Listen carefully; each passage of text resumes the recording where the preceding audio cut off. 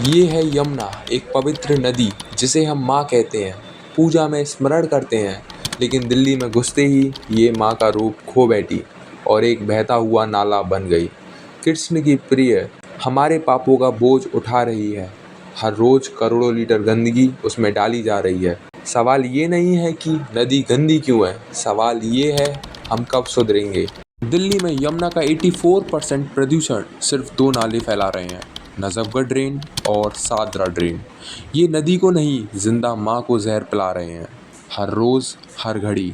नजफगढ़ नाला गुरुग्राम से आता है, जिसमें मिलता है फैक्ट्री का जहरीला पानी, डेयरीज का गंदा वेस्ट और कॉलोनीज का रॉ सीवेज। सादरा नाला ट्रांस यमुना के सभी इलाकों का गंदा पानी लेकर बिना किसी ट्रीटमेंट के सीधे यमुना नदी में गिरता है। ना कोई क्लीनिंग प्लांट, ना कोई रोक टोक। हर दिन हज़ारों लीटर सीवेज यमुना माँ को जहर पिलाता है। यमुना में गंदे पानी की वजह से बीओडी यानी बायोलॉजिकल ऑक्सीजन डिमांड बहुत हाई हो चुका है। इसका मतलब है पानी में ऑक्सीजन की कमी, और जहाँ ऑक्सीजन नहीं होती वहाँ ज़िंदगी का दम घुट जाता है। मछलियाँ मर जाती हैं, पानी से बदबू आती है और आसपास के लोगों को स्किन इन्फेक्शन, स्टोमक प्रॉब्लम्स जैसी बीमारी घेर लेती हैं। ये है उस प्रदूषण का असर जिसे हम हर दिन और बदलते जा रहे हैं। यमुना हमारे धर्म, संस्कृति और आस्था का केंद्र है, कृष्ण की लीलाओं का साक्षी, हर तीज त्योहार का हिस्सा और हर श्रद्धा में स्मरण की जाने वाली माँ है यमुना। लेकिन एक सवाल है, क्या हमारी आस्था सिर्फ स्नान तक सीमित है? क्या पूजा के बाद फूल, कपड़े और गंदगी उसी माँ को देना आस्था कहलाता है? जब माँ रो रही हो तो क्या हम चुप रहना भी धर्म समझते हैं? यमुना को बचाने के लिए बनाए गए एसटीपी यानी सीवेज ट्रीटमेंट प्लांट्स या तो ठीक से काम ही नहीं करते, या उनकी कैपेसिटी इतनी कम है कि वो पूरा गंदा पानी साफ नहीं कर पाते। सरकार हर साल नए वादे करती है, नए बजट आते हैं, नए प्रोजेक्ट शुरू होते हैं, लेकिन ग्राउंड पे कुछ बदलता नहीं।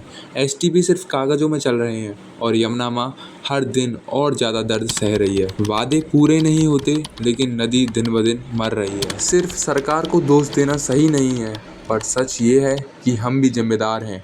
प्लास्टिक का रैपर हो या बोतल, हम ही सड़क पर या नदी के किनारे फेंक देते हैं। गटर या मिसयूज़, घर का गंदा पानी नालियों में बहना और किसी भी नाले में सब कुछ डाल देना, यह सब हमारी आदतें हैं। जब तक हम खुद नहीं सुधरेंगे, जब तक कोई स्कीम, कोई प्लान यमुना को नहीं बचा सकता।